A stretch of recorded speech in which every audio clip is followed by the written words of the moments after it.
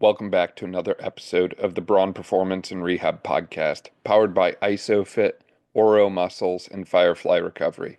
ISOFIT is my go-to for all things isometric strength training. For more on ISOFIT, be sure to check out isofit.com. Oro Muscles revolutionizes rehabilitation with real-time actionable insights into muscle activity with live biofeedback and instant analysis, which has made a huge impact in my work with athletes. For more on Oro, be sure to check out oromuscles.com. Episodes like this are made possible by Firefly, the official recovery provider of the Braun Performance and Rehab Podcast. For more on Firefly, be sure to check out recoveryfirefly.com. Today, I'm joined by Mackenzie Murray. Mackenzie and I are going to be diving into her journey facing not one, not two, not three, but four ACL injuries over her soccer career. And we also talk about how that helped to influence and shape the person that she is today, the things she does, such as running, in addition to her overall career in medicine that way. Really great episode, and I really appreciate Mackenzie's time, insights, and perspectives. I always learn a lot from episodes like this. Enjoy. Mackenzie, welcome to the podcast. I'm super excited to chat with you today. And obviously, huge shout out to our mutual friend Tiana for getting us connected that way. For people who maybe aren't as familiar with you as, Tiana or myself that way, would you mind filling me in a little bit about who you are and all the, incredible challenges and obstacles that you've faced, but how it's gotten you to where you're at today? Of course. Yeah, I am currently working as a physician assistant, but I started my educational career at Lebanon Valley, which is where obviously Dan and Tiana also went to school. I studied neuroscience and psychology there, and then pursued a master's of physician and assistant studies at Lock Haven University. That's where I wanted to give back into the medical field, which kind of started all in high school when I tore my ACL for the first time back in 2010. So I was only 15 years old when I was presented with the first challenge of probably any teenager's life and what seemed to have destroyed, your career as an athlete. I didn't let it stop me. I kept coming back for more. I then tore the ACL again, my junior year of high school, and this time it was the opposite side. So I was having to kind of manage how to kind of safeguard the one while trying to rehab the other. Then I went back and was able to play senior year sports just fine, thankfully. Everyone's senior year is their most important. So I was very grateful for that. And then I decided to continue pursuing sports at the collegiate level at Lebanon Valley. And unfortunately, in the first preseason game, I tore my ACL again. And that sidelined me, obviously, for the freshman year. And I was able to come back, rehab it, and perform in my sophomore season. Made it through, which was great. Very excited about that. And then unfortunately suffered yet the fourth and now last, hopefully forever, ACL injury come the off season of my sophomore year in one of the off season practices. So at that time, I was told by my surgeon pretty much that I had to give up the competitive sports world. And at that time, you think you can just continue to go back and just rehab and do it over again. And it was kind of a reality check for me, having to kind of give up what was my identity, what felt like my identity of my whole life. Say, what can I do now to kind of shift perspective? What can I do to give back? What can I do to turn this challenge into something positive? And that's where it led me down to the physician assistant route of the medical world, knowing how much time I spent in and out of doctors' offices and therapy, just wanting to find another purpose and reshift that mindset. So that's how I got to where I am today, despite the challenges and getting knocked down time and time again. I have somehow still come out on the other side and giving back to others. What an incredible journey. And obviously, coming back from one ACL injury is very difficult, let alone four ACL injuries that way. And I think that speaks volumes to your perseverance and just ability to endure hard things and challenging times that way. And I love that you were able to take that and kind of turn it around and make something out of it that allows you to give back to other people and be a positive impact for those who are also facing challenging times that way. I'd imagine, you mentioned you were only 15 years old when you tore your ACL initially that way. I'd imagine that was quite stressful and overwhelming to be 15 years old and faced with this really serious, scary injury that, maybe you didn't fully understand the gravity of it at the time, right? Like I think about some of the teenagers that I've worked with and they're like, yeah, preoperatively, they're like, yeah, I'll get surgery and that'll be good to go because it'll be fixed. And it's like this kind of like realization process that they go through of, oh, I'm not going to be like running the week after surgery. It actually takes time. It's a long, drawn out process. And, like I mentioned before about the perseverance, like you really need to persevere through a lot of the obstacles that come your way. And I'd love to hear a little bit more about what that initial injury process was like for you when you were, just 15 years old facing this whole new world of, oh my gosh, I have to come back from an ACL injury. Yeah, absolutely. I would say it was just kind of how you described it, that it didn't really set in until after I had surgery, realized just how limited I was, and then saying you have to go to physical therapy for the next, 4 to 6 months, and, even be diligent outside of that and do stuff on your own when, insurance stops covering therapy services. And at 15, you're just like, well, I don't know if I really want to commit to that. But fortunately, I was like, I want to get back to sports, so I'm going to do whatever it is. And unfortunately, being a dual athlete, I had to miss, seasons of sports, which was just more of a motivator for me of like, I want to get back out there. There's no reason I should sit on the sidelines. I want to be a contributing factor. But time and time again, knowing that I was continuing to need therapy, I had to be a leader outside of, being on the field or on the court. And that was another way of like, hey, I'm gonna try and serve my, teammates and be a leader, even though I'm not the one necessarily playing the sport.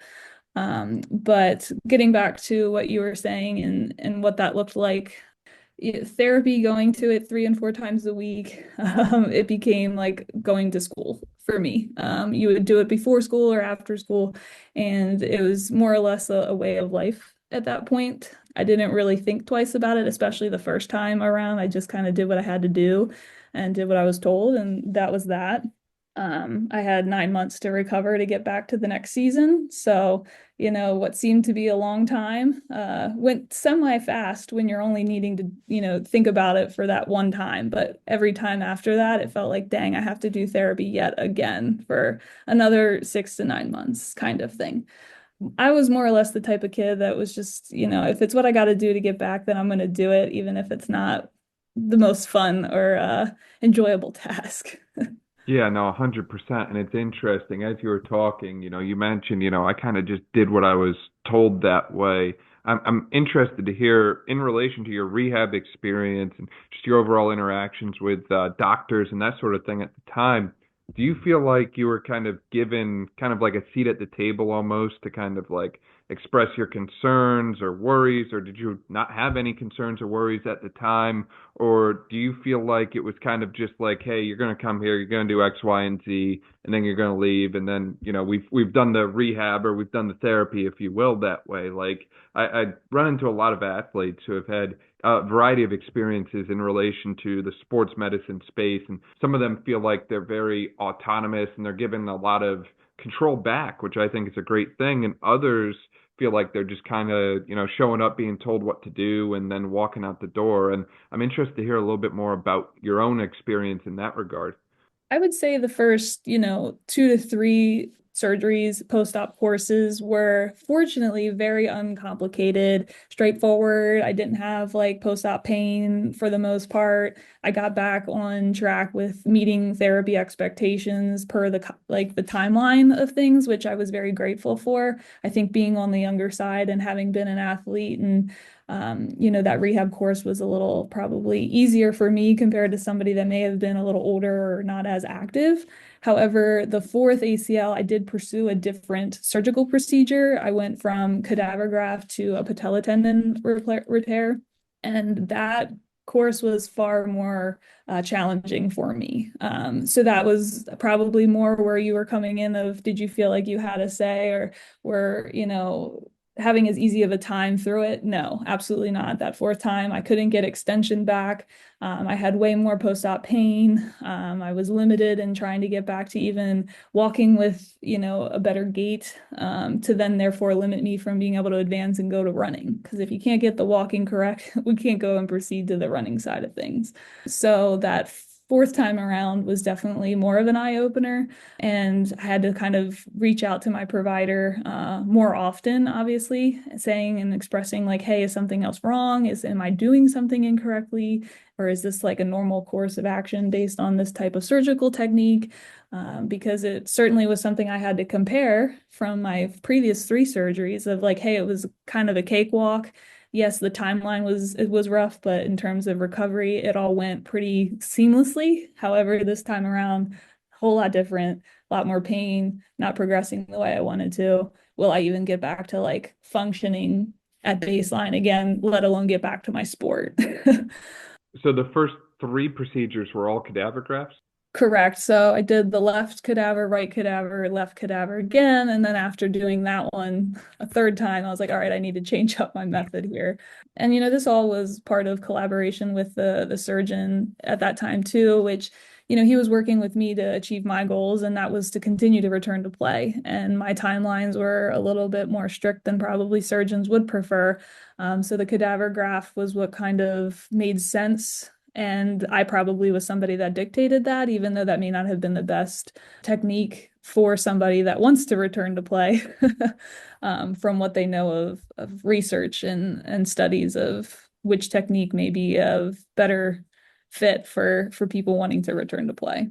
Right. And, it's one of those things that, research is good, don't get me wrong, but it's never tailor-made to fit you as the individual that way. We can find a study for everything except a study that, applies specifically to the person in front of us at that specific moment in time that way. Everyone is so different and unique that way. And ultimately, I think it's essential that we give the athlete a voice and a seat at the table to have them say, hey, look, I'm a little concerned about this, or I don't want to do that, because I think the more we force them into an uncomfortable situation, the poorer our outcome is going to be, right? And as you mentioned, with your patellar tendon graft, it was like, it's painful, it's difficult. It sounds like that was probably the most challenging rehab of all the ACLs that you faced that way.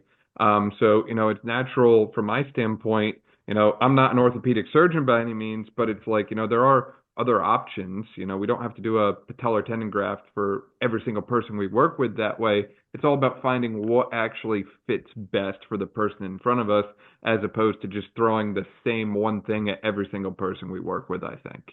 Absolutely. Agreed. And I think, hindsight, I'm glad I did that method the last time around. However, knowing I wasn't necessarily going to go back to competitive sports, maybe I should have done the cadaver again. However, having it failed twice, I was forced to kind of say, well, maybe I need to just consider an alternative.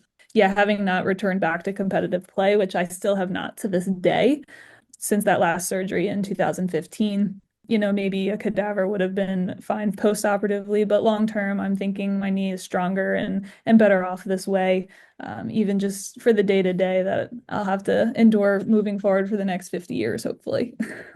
100%. And that conversation about sport ending is never easy for anyone.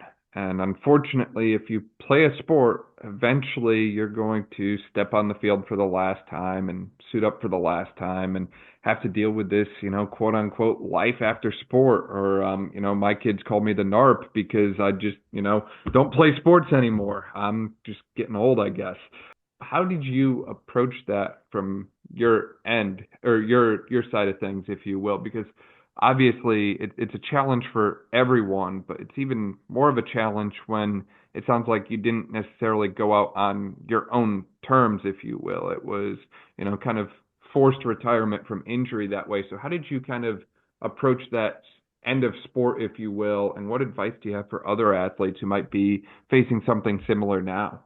Yeah, absolutely. I mean, being told that you shouldn't go back to any type of sport whatsoever was kind of like a gut punch. Because my go-to method was always let's just fix it and keep going. Like let's push forward and keep going, even if that wasn't necessarily the brightest decision. But having that reality check of someone actually telling you, stop, can't do this anymore, was like, okay, now I actually need to reshift this mindset. And that was to still be involved with the sports. So even though my sophomore season, I made it through and it was the off season going into junior year that I was, sidelined for the final time. I said, I'm not letting, what joy this sport has brought to me in my life just come to an end like this. So I continue to attend, be part of the team, attend practices, go to the games. I actually was one of the scorekeepers for one of the seasons just to kind of stay involved and have a purpose as opposed to just being somebody standing on the sideline. And so it's not always a matter of, you're the player that's scoring the goals or the goalie that's stopping the ball. It's finding another way to contribute and still be a meaningful person to the team in whatever, capacity that can be. And so, the last 2 seasons of college, I was able to still be with the girls and feel a part of the team despite not being physically the one scoring the goals or, helping to feed the assist to somebody else scoring the goal. I think there's power in roles outside of what people focus on when it comes to making something happen. And a team, there's no I in team. There's multiple ways to give back. And that was what I decided to do as opposed to just saying, okay, I'm not even going to come back or entertain being a part of this anymore because I was told I can't. So I think it's just a matter of people finding a way to shift their mindset and perspective to do what gives them joy. And being around sports did that for me all of my life and still has, even though I'm not competitive or competing competitively anymore. So I think it's more of what you make of it, not so much what somebody else tells you to make of it. Yeah, I love that. I love that so much. And that doesn't just apply for the athletes who are, facing this, concept of sport career ending, but also those who are currently facing injury, because obviously, as you alluded to, if you injure your ACL and you get surgery, you're probably going to be out for a period of several months. During that time, that doesn't mean all hope is lost and you never have to see your teammates. It's like get involved with your team, get involved with the games in whatever capacity you can, even if it's just showing up and being on the sidelines. I think that there's so much value that comes from being around your team, being around your people, and being in that kind of environment that way. And I think in general, we as a profession did not do a good enough job of enablement and giving you all the ability to go out there and do these kind of things, right? Be around your team, or I'll even allow some athletes fairly early on, if they're walking well and they have decent strength, I'll let them do kind of what I call a walkthrough drill, which is literally, the same drill that everyone else might be doing, but it's at a walking pace. So yeah, it's painfully slow and they're not going to get injured doing it, low risk, low reward, but at least you're doing something on the field as opposed to, still being stuck with me in PT, because I found no matter what we do, no matter how fun we make it, everyone just wants to get back to sport and wants to get back to life and wants to get back to kind of living on their own terms and not necessarily living within the walls of a PT clinic for months on end that way. And I think that the more we kind of shift our mindset and approach towards enablement and independence, and less on this dependence model that I think a lot of us have kind of found ourselves in, the better the athlete is going to be in the moment and long term as well. Definitely. I mean, like you were saying, finding another way to contribute, whether that is standing on the sideline and cheering your teammates on, whether that's collecting balls on the soccer field during a drill or, a scrimmage, or, going to get water for people, on a break. It seems like it's not what it used to be, but it's finding another purpose and value that other people may acknowledge or not acknowledge, but you're giving them that motivation and recognition of like, hey, good for her or good for him for continuing to still stick with things, even though they've been faced with this unfortunate circumstance. Definitely. And you seem to have such a positive mindset about this whole thing. And you seem to be someone who seems to have this kind of like, I call it a servant-based mindset, if you will, that way, where you're very interested in lifting others up and helping other people. And you just seem to be so at peace with this whole process that way. How did you get to this point, kind of looking back, facing multiple significant knee injuries that way? How did you get to this point where you're at peace with everything and invested in the greater good, so to speak, that way? Is that something that's just kind of like always been the way that you've approached the world, or is that something that kind of came about as a as a product of everything that you've been through that way? After these injuries and experiences, it definitely, contributed to this mindset more so. Because when you're younger and doing everything, without obstacles, without challenges, like you take it all for granted. So you don't really think about how easy life is until you're faced with something that, is as big of a challenge as being sidelined from something you've created your identity off of. So I would definitely say the circumstances have what led me to feel this way now. But I just didn't let them saying, okay, you can't keep playing sports anymore be the end all be all. I was like, okay, well then what can I do? So I love it was that. a matter of just reshifting, what can I do to, all right, then what is it that I'm able to do? And it's not to say I can't go play sports. I just understand the high risk of it moving forward. So I choose low impact things. I choose more, linear direction things as opposed to collateral things. That mindset of being able to just give back is something I feel like from these injuries, I was thinking I would want to have that guidance, that support, that, mentor through something like this if it ever happened to me again. So how can I help others, whether they're in that circumstance, whether they're going to go through a circumstance, or whether they're not there yet? And hopefully maybe they won't be. But just having that, leadership and that guidance for somebody is what I've strived to want to provide. And that's how I got into the healthcare field. I'm not working in orthopedics, right now, but it's still giving back in other ways in the world of medicine. Yeah, I love that. I love that. It's that enablement mindset and that concept of, I think it was Marcus Aurelius who said, choose not to be harmed and you won't feel harmed. And it's like, it certainly seems like you chose your own path and your own direction and you responded to everything that happened to you by your own accord, which I think is incredibly admirable. And I love the fact that you've kind of taken that and pivoted and shifted now into helping other people do the same thing, because regardless of if it's orthopedics or other avenues under the healthcare umbrella, if you will, there are so many people facing so many challenges in relation to their health, physically, mentally, emotionally, whatever it is that way. And I love that concept of let's just help other people and get everyone to that hopefully better state and better position and better mindset that way. And, you mentioned that you do a lot of stuff still. It sounds like you mentioned the term linear now instead of more change direction that way. If I remember correctly, you're doing a lot of work in the running space in particular and training for some pretty incredible events. Yeah, actually, about 3 years ago, I decided, having never enjoyed running, always being forced to do it in the sport world, you always seem to hate things more when you're told you have to do it. I got out of college, and after all these surgeries, after settling down in my career, I said, I need a new hobby. I need something to get into, something to stay active, something to stay fit. So I decided to sign up for a half marathon. And for the last 3.5 years, I have continued to sign up for half marathons. So even though it might be a miserable experience at the time, it somehow keeps you coming back for more. So I completed the first half back in 2022, and it was a great experience. It was something I wanted to keep coming back for, whether it be at any capacity, a 5K, a 10K, like organized races that gives you something to work towards, that gives you something to motivate or something to motivate you and push you to keep training and work for something, since the life of sports after college, goes away unless you're becoming a professional athlete.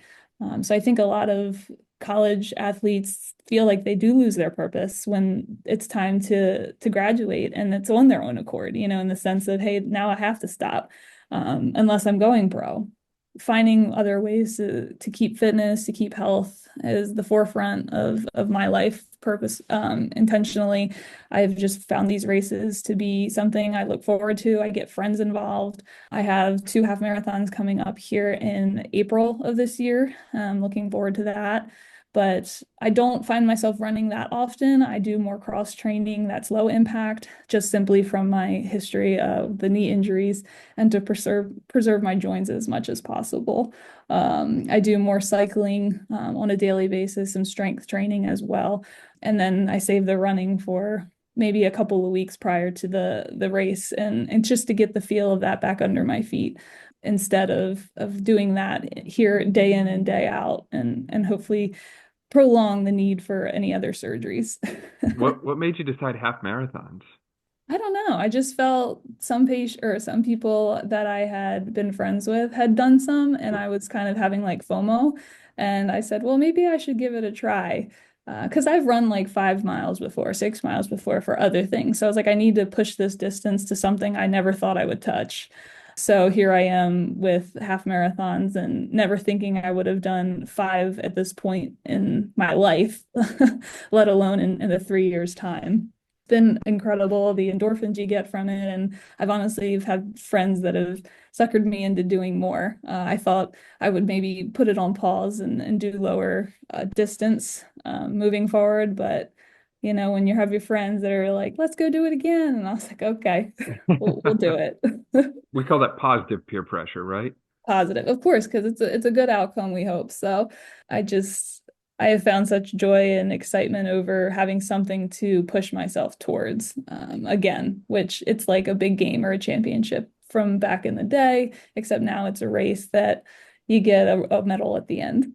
Right, right. And it's interesting to me because running continues to come up as I talk with athletes about this. And there's actually one girl we worked with a few months ago, Maddie, who injured her ACL, tore her ACL in high school, and she heard about the surgery and she was like, I'm not doing that. And they were like, well, no basketball. And she's like, okay, fine. She picked up and started running, and now she's setting school records down at University of Miami for track and field and cross country, and she's just doing so many incredible things that way. And it's just so interesting that sometimes the obstacle that was put in our path, whether that be one ACL injury or four ACL injury, actually sort of becomes our path forward that way. And it kind of redirects us and it says, look, everything that you've gone through so far was for a purpose, whatever you believe that purpose to have been. And now you're kind of moving in this direction because of those things that happened, but you kind of end up right where you're supposed to be at the end of the day. I'm guessing you probably didn't expect you were going to be running half marathons when you were, 15 years old, looking ahead, like, where am I going to be in the future? But here you are now, and it seems like you're doing absolutely incredible with everything that, you're involved in. And it seems like you're kind of right where you meant to be, if you will. I definitely agree with that and finding again a new perspective and something else to give you purpose. And that's exactly what this did for me because I certainly would have never pictured myself as a runner.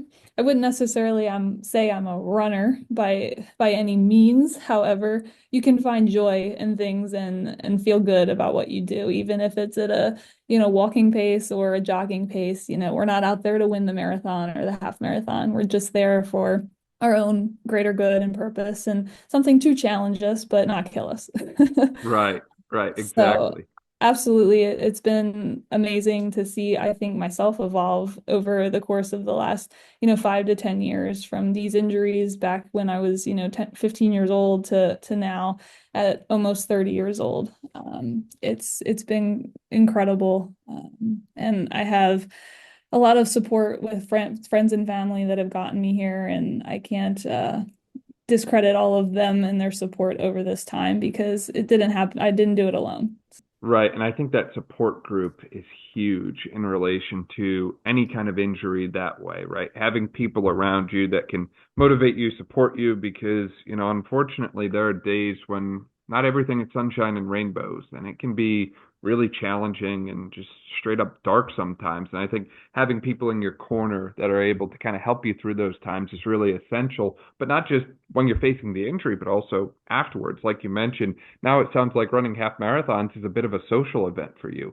Personally, I don't know if I'll ever run a half marathon for fun, let alone find friends who want to run a half marathon. But I'm glad that you have found that in your life that way. And it's something that I think it's not necessarily just what we do, but maybe sometimes it's about who we do it with and who kind of comes along with us in our journey that way. And I think it's incredible that you've kind of been able to take this process of something terrible that's happened to you, not once, not twice, not three times, but four times, still find a way to kind of look at the brighter side of gray and find your way into this world of, again, I know you said you're not a runner, but I'm going to call you a runner here. Find yourself into this world of running and being able to add kind of those social elements, the competitive elements, and the just healthy training elements all together into that mix.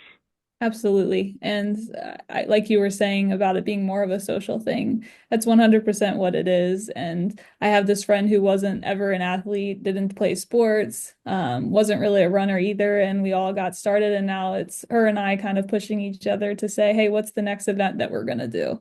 Being in the healthcare field and learning, just how unhealthy people can be and make the choices that they do. I find movement is medicine. So the longer I can move and feel good about it, I'm going to take advantage of it because you just never know when you might not be able to.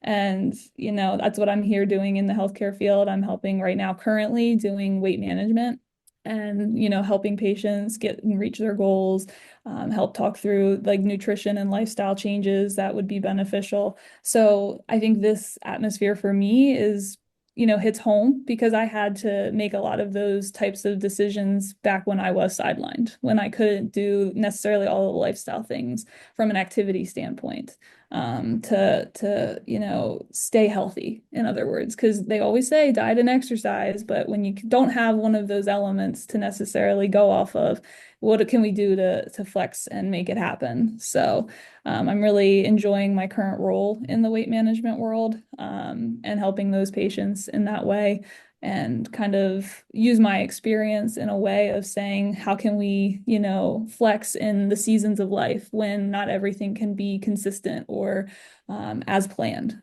You're really tackling an issue that I believe has been growing for quite some time and continues to grow as well with the weight management work that you do that way. Please correct me if I'm wrong because you probably know this far better than I ever will, but I think it's like what, one in two adults is overweight, or one in two adults is like on the path to obesity, or one in three, or something crazy like that. Like way more people than I ever imagined are struggling with this problem of weight management. And obviously that could potentially set you up for, other health risks and health problems later in life that way. And as you mentioned, prevention is often the best approach to it. But if we can't prevent it, then it's a matter of how do we help people, overcome this obstacle that's in their path, this, health obstacle, if you will, that way. And I think that's something that, it doesn't just apply to, your quote unquote adults who aren't athletes or aren't active or something like that. Like I've talked with athletes who, once they stop playing sport and they're not, constantly exercising, they start to see the number on the scale go up and not in a way that they're comfortable with. Or even some athletes will bring it up when we're actually doing their rehab. And, the first month or month and a half, depending on their injury and depending on things, they might not be moving a whole lot. And they start to notice that their body changes a little bit and not in a way that they like. And I think that those conversations are kind of difficult to have, but important to have nonetheless, because there's a number of athletes that I've worked with that just no longer feel comfortable in their own body. And I think that that's something that, we need to do a better job of addressing in our space. And that's what makes the work of individuals such as yourself that much more important, because obviously we want everyone to feel comfortable and confident in their body. And if they're not there, then it's a question of what do we have to do to help get them there, if you will. 100%. And like you were saying, I think we do need to raise more awareness, especially for the athlete population, for when and if that sport comes to an end, what does that look like thereafter? Because you can't probably go about what you were doing before without one of those elements still in play. Like you were saying, they stop the sport, they're maybe gaining weight, or they don't feel as healthy, or movement's a little bit harder. Why is that? What is it that we need to do to address that transition and make it more, seamless and not seem like stopping sports is the demise for people. It doesn't mean that that's what your future has to look like. It's just a matter of adjustment and finding that new path. And I always tell people, like, growth isn't linear, so we're not going to always succeed. We're going to have times where it's a challenge. There's seasons of life. There's things that come up. We just need to flex and find what works. But sometimes that does take talking to people or bringing it up for it to make a change. Because sometimes we can maybe internalize and recognize it, but we don't always, take the action or come up with a solution for it on our own. It does take time. It takes perseverance. And the other thing I've found, regardless of if we're talking about ACL rehab, weight management, or really anything in general, there's not a one size fits all approach. It's not just, oh, do this X, Y, and Z protocol and then you'll be fine. It's a matter of how do we individualize it to the person in front of us. And the more we master that art of individualization, the better the outcome tends to be and the better people tend to do.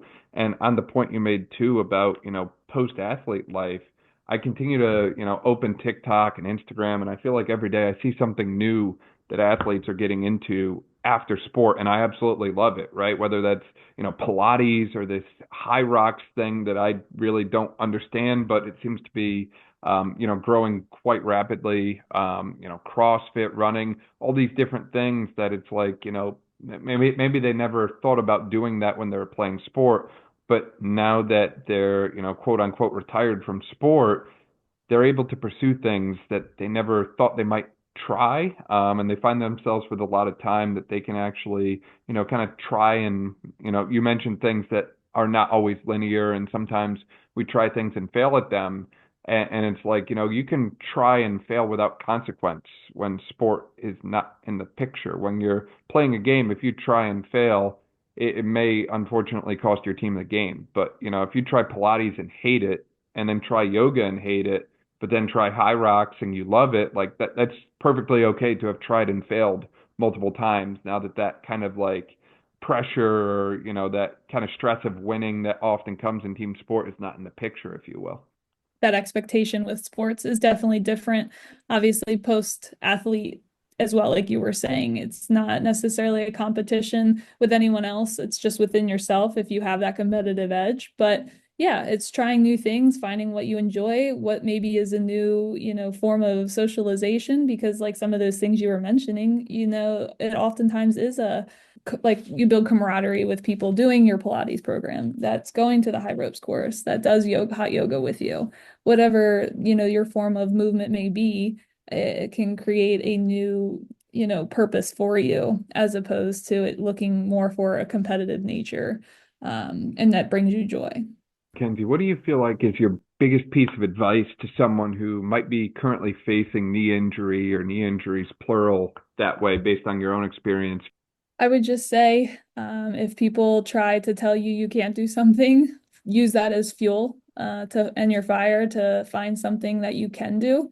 Oftentimes people are, limited in something that they can do, but there's always something that they can flex and adjust to do and find a new way about perspective to continue either serving somebody, give yourself joy, whatever that may be. I would never let somebody tell you you can't do something, no matter what.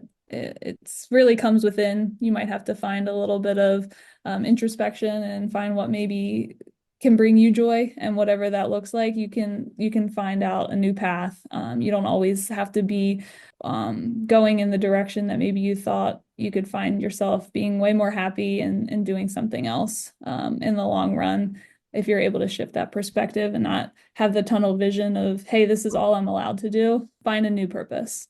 I love that. I love that. And I think that's great advice that applies to people well beyond just knee and ACL rehab that way. And obviously, we've talked about kind of your past history within sport and knee injuries. We've talked about what you're currently doing in your role as a physician assistant. What does the future hold for you besides two half marathons? What else is kind of on the agenda or the bucket list, if you will, Mackenzie?